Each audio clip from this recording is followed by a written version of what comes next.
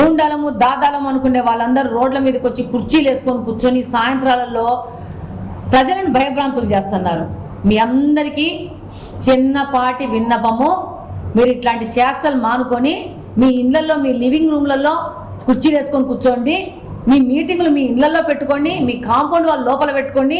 మీరు రోడ్ల మీదకి వచ్చి కుర్చీలు వేసుకొని ప్రజలను భయప్రాంతులు చేసుకుంటూ ఆ యొక్క ఏరియాలో మిమ్మల్ని దాదాలు పెద్ద పోటుగాలు అనుకోవాలని మీరు ఫీల్ అవుతున్నారేమో. ఈపులు విమానం మూత మోస్తాయి. దీని మీద ఎస్పీ గారితో మాట్లాడడం జరిగింది, పోలీస్ డిపార్ట్మెంట్ వాళ్ళతో మాట్లాడడం జరిగింది. మీరు మీ పద్ధతులు మార్చుకుంటే సమాజంలో మర్యాదగా గౌరవంగా బతుకుతారు. రేపు మిమ్మల్ని ఏసి పీకినప్పుడు మమ్మల్ని అనవసరంగా కొట్టారనుకుంటే ఐఎమ్ సారీ, మీరు సంఘ వ్యతిరేకమైన చర్యలు తీసుకుంటున్నారు, చర్యలు చేస్తున్నారు, దాని మీద చర్యలు తీసుకోవడం జరుగుతుందని తెలియజేస్తున్నాను. కూటమి ప్రభుత్వం అధికారంలోకి వచ్చాక చెత్త మీద పన్ను వసూలు చేయము అనేది మన కూటమి వాగ్దానము, ప్రభుత్వం యొక్క వాగ్దానం ఎలక్షన్ ముందు. ఆ విధంగా ప్రభుత్వం అధికారంలోకి రాగానే ఏ విధమైన జీవో ఇవ్వకున్నా కూడా ఎక్కడా కూడా చెత్తకు డబ్బులు కలెక్ట్ చేసుకోవట్లేదు ప్రజల సౌకర్యార్థం. కానీ ఈ మధ్య 20 రోజుల నుంచి ఒక సమస్య మా దృష్టికి వచ్చింది. చెత్తను కొన్ని చోట్ల కలెక్ట్ చేయట్లేదు, వారానికి వస్తుందా 4 రోజులకు వస్తుందని దీని మీద రివ్యూ చేయడం జరిగింది. రివ్యూ చేస్తే తెలిసిన విషయం ఏంటంటే, ఈ కడప కార్పొరేషన్కి సంబంధించిన మేయర్ గారు చెత్తను కలెక్ట్ చేసుకోవడానికి అయ్యే ఖర్చులకు సంబంధించిన డబ్బు కార్పొరేషన్ ఇవ్వదు, మేమెందుకు ఇవ్వాలి అని చెప్పేసి సంబంధిత అధికారులను పిలిచి చెప్పడం జరిగింది. దానివల్ల దాదాపు ఇంతకుముందు చెత్త కలెక్ట్ చేసుకోవడానికి వచ్చిన వాహనాలను సగానికి సగం తగ్గిస్తూ దశల వారీగా ఆ వాహనాలను తగ్గించి కార్పొరేషన్ చెత్త కలెక్షన్కి డబ్బులు ఇవ్వము అని చెప్పేసి ఆయన చెప్పింది. నేను ఒకటే ప్రశ్నిస్తున్నాను, మీ ద్వారా ప్రజలకు ఈ విషయం చేరవేస్తున్నాను. ఈ మేయర్ సిట్లీలో కూర్చుంది ఎందుకు? ఈయన వైసీపీకి సంబంధించిన పార్టీ కార్యక్రమాలు జరపడానికి కూర్చున్నాడా, లేకపోతే ప్రజలకు సేవ చేయడానికి కూర్చున్నాడా? ఈ మేయర్కి అసలు ఈ యొక్క ప్రభుత్వ విధానాలు జీవో మీద అవగాహన ఉందా? ఈ సందర్భంగా నేను మేయర్ గారికి తెలియజేసుకుంటున్నాను, ఒక జీవో ఉంది గవర్నమెంట్ తరపు నుంచి, ప్రతి ఒక్క కార్పొరేషన్కి సంబంధించిన పారిశుద్ధ్యానికి సంబంధించిన ఖర్చులు ఆ కార్పొరేషనే భరించాలి అనేది ఒక జీవో. వీళ్ళు ఏ విధమైన ఇలాంటివన్నీ పరిశీలించకుండా కార్పొరేషన్ సంబంధించిన అధికారులను తీసుకొచ్చేసి ప్రభుత్వం మీద వ్యతిరేకతను క్రియేట్ చేయడానికి ఒక పక్కా ప్లాన్ ప్రకారము కార్పొరేషన్ లో చెత్త సమీకరణాలు చేయకుండా ఆపేయమని చెప్పి ఒక ఇన్ఫార్మల్ డైరెక్షన్ ఇవ్వడం జరిగిందంట. మేము ఈ రివ్యూలో చెప్తే అధికారులు మాకు చెప్పిన విషయము, దాదాపు నేను పిలిచిన రోజు కూడా 20 వాహనాలను తగ్గించండి, అక్కడ దశల వారీగా తగ్గించేసేసి కొత్త కడప నగరాన్ని చెత్తమయం చేయాలనుకుంటున్నారు. ఆయన ఒక బాధ్యతాయుతమైన మేయర్ పదవిలో ఉన్నాడు. ఆయనకు ఈ మేయర్ పదవిలో కూర్చోబెట్టినందుకు చేయవలసిన డ్యూటీలు ఆయన చెయ్యాల. ఈ విధంగా చర్యలు చేసి ఈ విధంగా ఇంటర్నల్ గా కార్పొరేషన్ మొత్తం వాళ్ళ ఆధీనంలో ఉంది అని చెప్పేసి ఈ విధంగా ప్రజల్ని ఇబ్బంది పెడితే ప్రజల దగ్గర నుంచి ఒక వ్యతిరేకత వస్తుంది. పైపెచ్చు ప్రజలు సంబంధిత కార్పొరేషన్లో కార్పొరేటర్కి ఫోన్ చేసేసి ఏ ఏరియాలో ఉన్న వాళ్ళు ఫోన్ చేస్తే ఎమ్మెల్యే మాధవిరెడ్డి మేడం మమ్మల్ని చెత్త ఎత్తనీయట్లేదని చెప్తోంది. ఎమ్మెల్యేకి కార్పొరేషన్లో చెత్తకు సంబంధమే లేదు. ఇది కార్పొరేషన్లో సంబంధించిన మేయర్ కింద ఉన్న 50 మంది కార్పొరేటర్కి సంబంధించిన వ్యవహారం. కార్పొరేటర్లు నా మీద వ్యతిరేకత తీసుకురావడానికి నా పేరు వాడుకుంటా అక్కడ చెత్త కలెక్ట్ చేసుకున్న వాళ్ళని ఇన్ఫార్మల్ గా ఆపేసేసి ప్రజల నుంచి నా మీద వ్యతిరేకత తీసుకురావాలనుకుంటున్నారు.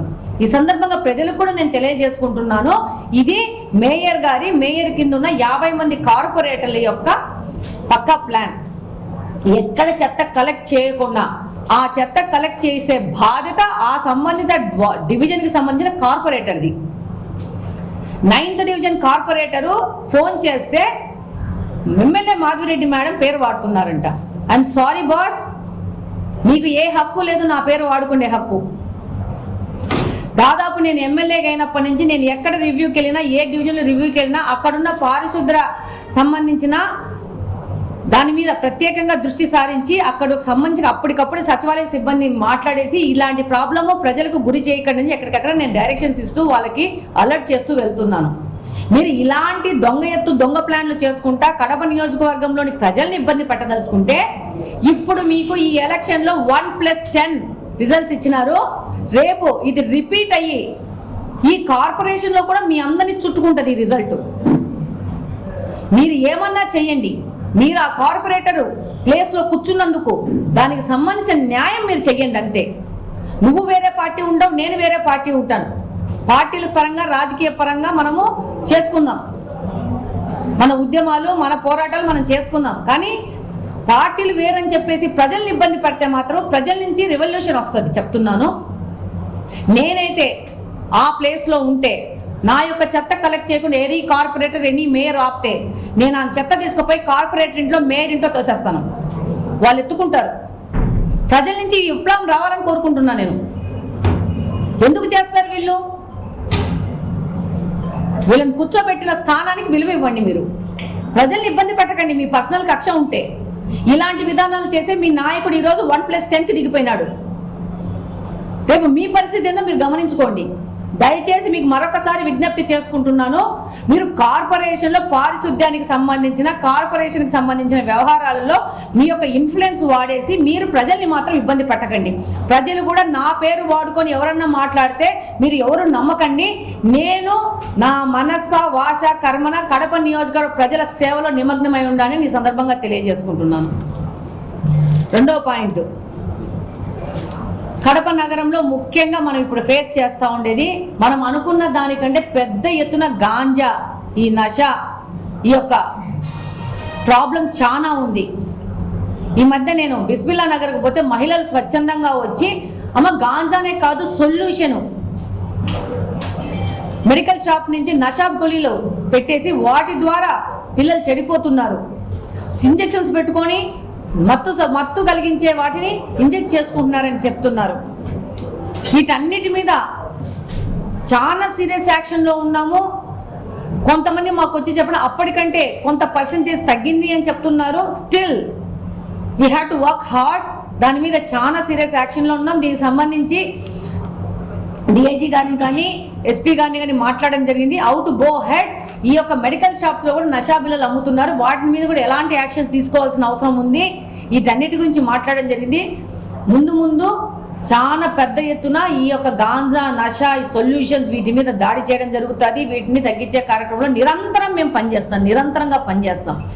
ఈ విధంగా ఎవరన్నా గాంజా తీసుకుంటున్నా, గాంజా అమ్ముతున్నా, గాంజా, నషా ఇలాంటి వాటిలో ఇన్వాల్వ్ అయి ఉన్నా కానీ ఒక టోల్ ఫ్రీ నెంబర్ పెట్టుకొని మీరు స్థానికులు ఇటువంటి సంబంధం లేకుండా ప్రజలు పౌరులకు ఎటువంటి ఎఫెక్ట్ లేకుండా వాళ్ళకు ఒక నెంబర్ ఇస్తాము. ఆ నెంబర్కి ఫోన్ చేస్తే ఇమ్మీడియట్గా మీ సంబంధం లేకుండా యాక్షన్ చేసే విధంగా కొత్త పద్ధతిన ఆధునిక పద్ధతులు ముందుకు పోవడం జరుగుతుంది.